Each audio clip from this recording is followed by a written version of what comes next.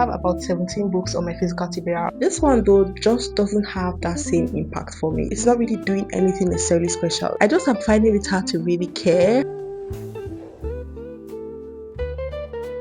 A lot of misogynistic and sexist references and connotations. Hi fairies, welcome or welcome back to my channel. My name is Fifi. It's so nice to have you here. I hope you stay a while. So I don't have the biggest physical book collection. Okay, my collection is quite small, especially compared to a lot of booktubers that you would see online these days. But I do have a number of physical books and a number of physical books that I haven't read yet and I have been putting off. So in this little series that we are starting today, we are going to basically get that number down. I have about 17 books on my physical TBR, but I want to get that down to maybe 10, maybe less. So this is basically going to be the first in a series of reading vlogs where I try to get my physical TBR down by a lot. So starting off this video, we are going to be reading this book, The Saturday Place by Alice Peterson. I got this earlier this year, one of the first books that I got. This book basically follows a number of people, I think about 3 people who have very different backgrounds, very different lives, a lot going on in each of their lives, but they meet together in this cafe and apparently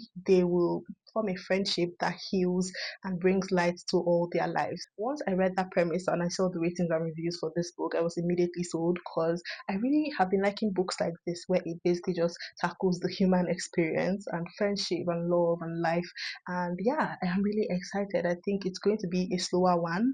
It's going to be just mundane, following these people and their lives and this friendship that they form. I hope it will be lyrical. I plan to highlight and underline a number of lines in this book, so hopefully that is the case. And yeah, it's not too long. It's about 270 something pages and the font is not too small, so I feel like I would get through this relatively quickly. So yeah, I'm going to start it right now. I am currently listening to an audiobook e-arc that I was given on NetGalley, The Trident and the Pearl by Sarah K.L. Wilson. It basically just follows your typical romantasy premise where we have a queen who has made a deal with a god to save her kingdom, and so she is forced into this marriage with somebody that she doesn't know, and apparently we will get a romantic situation blooming from that. So it has your very typical tropes like forced proximity, forced marriage, marriage of convenience, enemies to lovers. Because I knew it had those tropes, I didn't really plan to take it too seriously, but immediately I started listening to it, I realized that the writing doesn't quite read like your typical romantasy. It's very lyrical, very poetic, and not in the way that you would expect from your very regular romantasy books. So that was shocking. Maybe I would end up liking this book. The cover is very beautiful, the narrator sounds great, so I'm going to be listening to that in tandem with reading this book.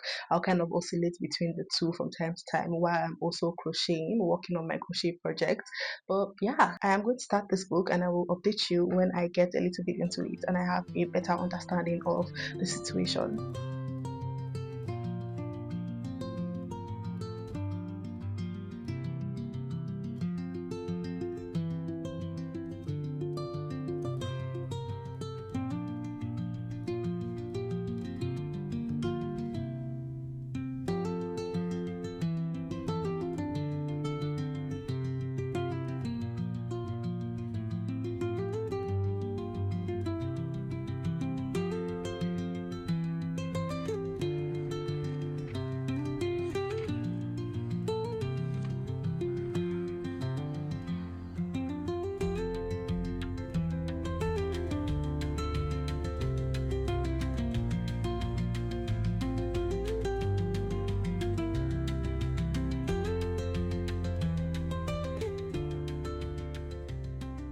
So it's the next day. Before we talk about the physical book that we're reading, I really wanted to talk a little bit about the audiobook arc that I am listening to. It's so freaking good. Like, it's so good. I'm really enjoying it. I think the narrator is so good. Her accent is so spot on and she is very emotive. She's literally an actor and one of the best I have heard in recent days, honestly, when it comes to audiobooks. The writing of this book is very lyrical, quite fiery, but still very easy to follow. Our main characters are very much layered, okay, and the storytelling is so freaking good. I would say our female main character has her moments of being annoying, as a lot of FMCs do, but I really like her. She's very strong-willed, and yeah, the world building of this is so great as well, so detailed, so many layers and facets to it. I am really liking it. Okay, one of the best romantasy books I have ever read. Like, if you're looking for romantasy, like actual slow burn with a very good plot, this is your girl. I really like the romance, but I wish they were not apart for so long. Like, hello, I can't wait for them to get together. Like, I need it bad. I also can't wait to see how, you know, this book turns out, what the end is like. And yeah, that said though, I wanted to show you my finished crochet project. This tote bag that I have been working on for weeks, finally done. I just have my book and my wallet inside right now, but I love it so much. It's so cute. I'm so glad to finally be done with it, but I can't wait to put it to use. So yeah, that's my crochet update for this vlog. I do plan to start another project really soon, but I guess we'll see.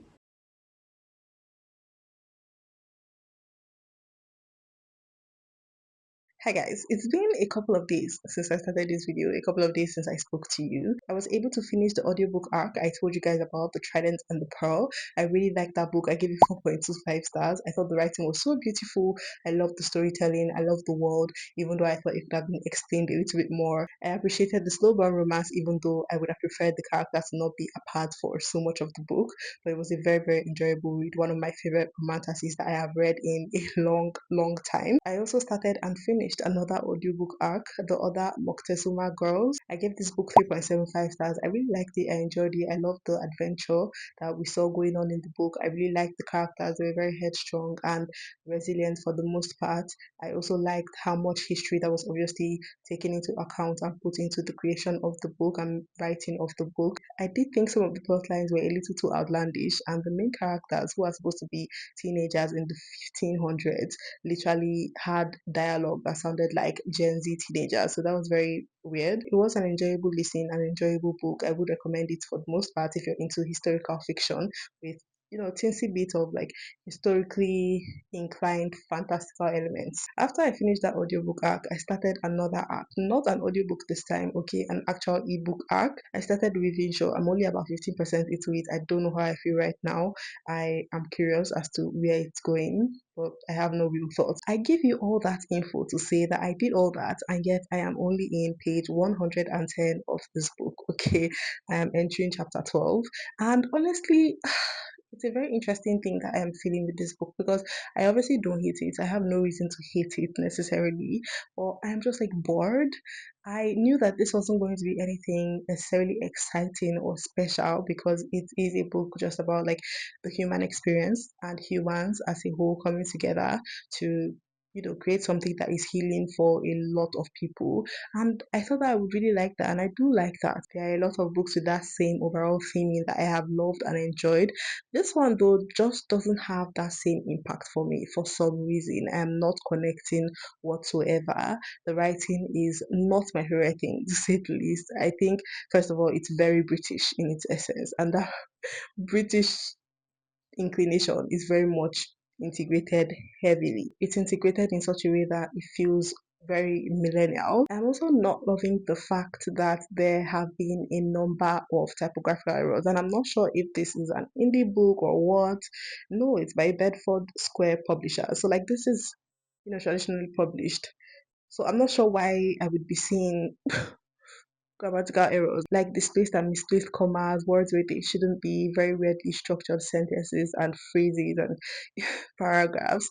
It's not computing for me. I mean, it is. It's a very easy to read book for the most part. It's not giving you anything new, revolutionary. It's not lyrical. It's not poetic. There are some points where we get not necessarily lyrical lines, but lines that do, you know, say something. This one in page 4 says, "I don't know why we fear death. It's the one and only certainty we have in life." So like, yeah, I feel that. I feel that. I like that. There's this other one I highlighted. We make a living by what we get, but we make a life by what we give. Like, it's not revolutionary once again. Like, you have heard lines like this everywhere, but I really like the incorporation of it. That said, I'm not loving the storytelling. I am not loving the format of this book, I guess I should say. It's just not flowing well enough for me personally, and I think the story is not as interesting as I would like it to be for it to have such mediocre writing, no shade. I realized that I didn't really explain what this book is about, so I'm going to let you know now. We have Holly, we have Angus, we have Lauren. So Holly's husband died and she's lonely. She needs to do something to save herself quickly. Next thing she knows, she's interviewing for a voluntary cooking job, surprised when ambushed by a scruffy man who looks like he has a past. Angus has messed up. If it weren't for his brother and friend who run the cafe, he'd be sleeping on the streets. Angus is about ready to give up until he meets Holly, who sparks something in him. Then Lauren arrives from the homeless shelter. She came to London with nothing but an old train ticket, a teddy bear, and the clothes on her back. She doesn't know what love is. People scare her. She's terrified of Angus and Holly. At first, each of them finds themselves in the Saturday cafe at a time when they need something to grab hold of.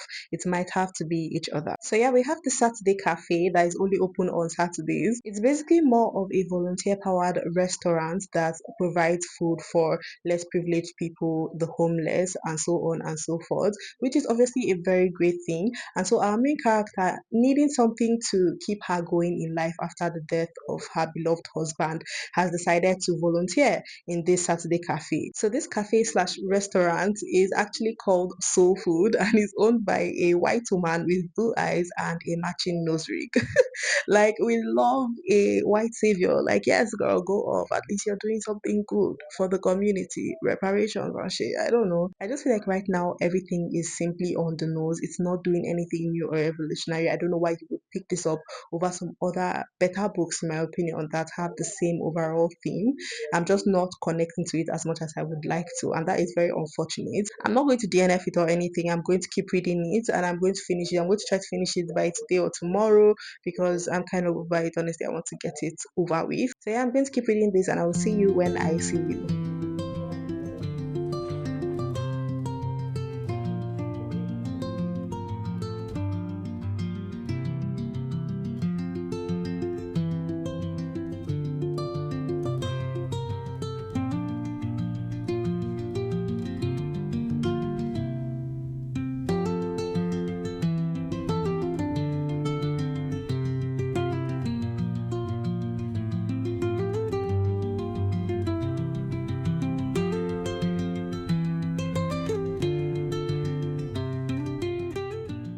So I am currently on chapter 31 of this book. I am on page 248. I have less than 30 pages left of this book.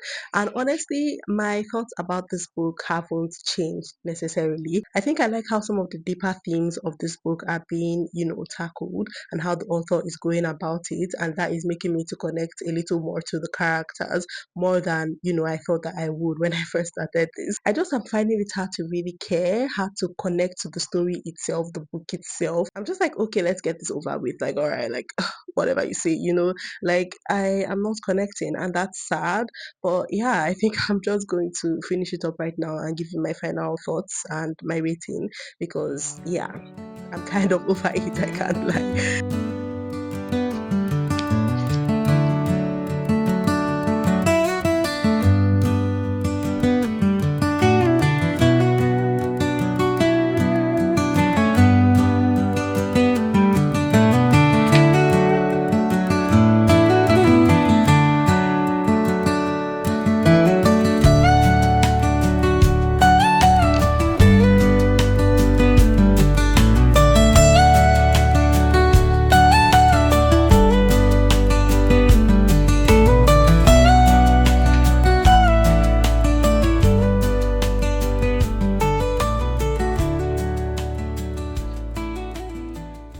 I have just finished The Saturday Place by Alice Peterson, and honestly, this was like a very solid book, very middle of the road, though, very middle of the road, very basic, very mundane, but still very much wholesome. Very typical with predictable acts and tidily packed conflicts, but still sweet, cute. There are a lot of people that I'm sure would enjoy a book like this and would honestly love a book like this, and this book in particular, I'm sure a lot of people would connect to. I just personally was not feeling it. I don't know, maybe it's my mood currently or where I am right now. I cannot really tell you, but I did not connect to it as much as I would have liked to, and I did not feel like it had too much to offer. I didn't really have anything that I could hold on to throughout reading this book. That was really my biggest problem, because if I cannot hold on to anything, if I cannot find something that is gripping enough to, make me invested, then like, what's the point, you know? It was sweet, it was cute, it was wholesome at the end, but very much lacking in a lot of departments, okay? I also found the writing very much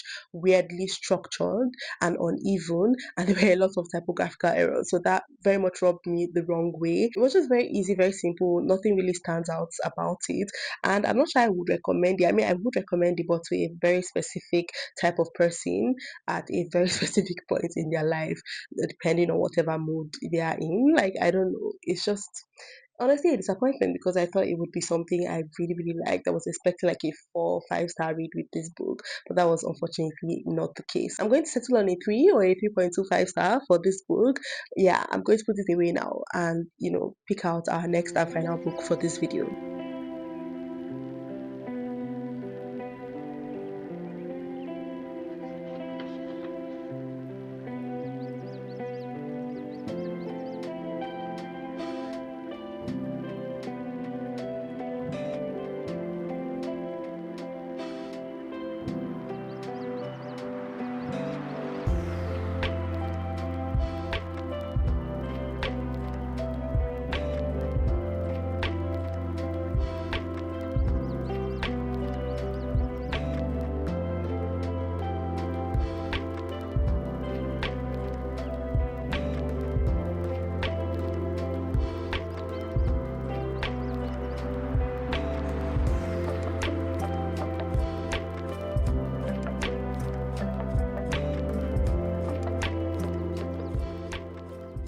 Alright guys, so as you saw, I started the second and final book of this video, The Last Honest Woman by Nora Roberts. This is a very old book. I believe it was first published in 1988, so I can already tell that it's going to be very interesting to say the least. But I'm just going to read you the synopsis. It says, as the widow of an infamous champion racing driver, Abby O'Hurley shuns publicity until the single mom struggling to keep her family and farm afloat invites charming, disarming, and ruthlessly cynical biographer Dylan Crosby to tell her story. Abby is doing it for the sake of her sons, but she needs to keep Dylan from uncovering her darkest secrets. She will tell him just enough to close that chapter of her life, even if Dylan wants more than she is willing to give. So it's very mysterious. I can tell that it's going to be very much family based. Like I said, I started it already and I have made it to page 88, chapter 4. And I don't know how I'm feeling so far, honestly. I think the writing, obviously because it was written in 1988, is very interesting. It's not my favorite thing ever. It's very simplistic and it's not really doing anything necessarily special. It doesn't really have, you know, a tone of voice to it that is necessarily unique. So I'm just like, okay, like what am I supposed to hold on to here? I can also tell that the story, along with the writing, is geared towards a much older audience. So yeah, it's just not gripping me. It's not captivating me. It's definitely pretty interesting, and I'm intrigued enough to want to keep going. From the prologue, we see our main character Abby, who is born as a triplet. I'm assuming we're just going to follow her life as she's basically trying to, tell this biographer her story in a way that he would be able to portray her in the best light, but also she's keeping some things secret from him. So yeah, it's nothing special right now, but I am intrigued and I am somewhat entertained. So I'm going to keep reading. Obviously, it's very easy to read, very easy to get through. The font is also super big, so I'm just like flipping through when I am reading it because I'm also reading some arcs alongside this. But yeah, I'm going to keep reading and I will see you guys when I see you for another update.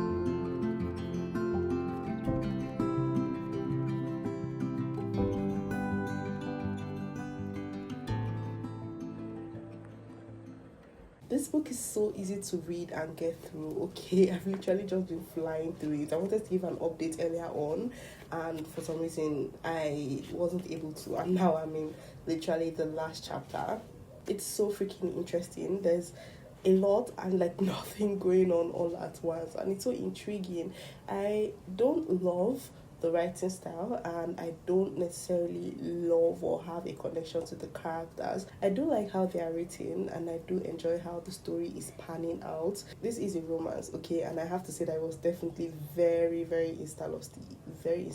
Like less than halfway into the book, we're already talking about possibly being in love, and it's like, oh, they haven't even been together for up to 2 weeks, I think. So I'm definitely not the biggest fan of that, but I do enjoy it for what it is. I'm having a fun time. It's entertaining enough, and yeah, like I said, I have one chapter left, so let's just wrap it up.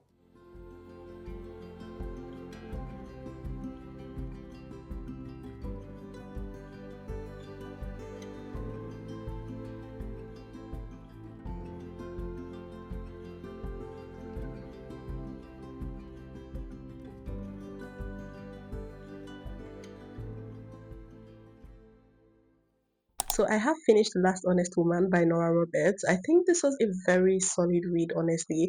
I enjoyed it way more than I thought I would. Halfway into it, I was like, oh, I'm not sure I'm feeling this because, yeah, there were some things that I just was not jiving with. But generally, I think it was a solid book, a solid romance. It had just enough going on with the story, with the characters, just enough depth as well to carry me through to the end of the book. I really quite enjoyed it for what it was. The writing was very simple and easy to follow, easy to understand, nothing lyrical, nothing overly complex, but easy enough and smooth enough for me to keep wanting to turn the pages, for me to keep wanting to know where we are going with the story. And I will say there wasn't much to the story itself, but it was cute. The storyline is engaging enough, it's able to blend family tension with romance, with a little bit of suspense. And we actually went deeper than I thought that we would go. We got some deeper themes. So trigger warning, rape, marital rape especially, and that was something that I didn't necessarily expect, and I didn't love how it was integrated because we didn't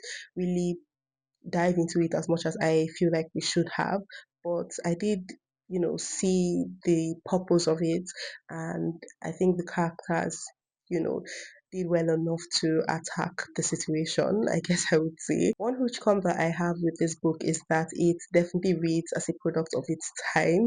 There were a lot of misogynistic and sexist references and connotations and outdated gender norms and dynamics that I did not love the integration of in this book. I did not love that that was incorporated into this book, especially as most of those connotations came from, the POV of our male main character. It made me to not connect with him as much as I probably could have or would have. But yeah, I think this was a middle of the road, enjoyable enough read. I think I'm going to settle on a 3.5 star, and I would want to continue this series because apparently it is a series. I think it follows all the sisters in this family, and I am very intrigued and I would like to hear about their stories as well. So I plan to continue this and I hope that it just gets better and better.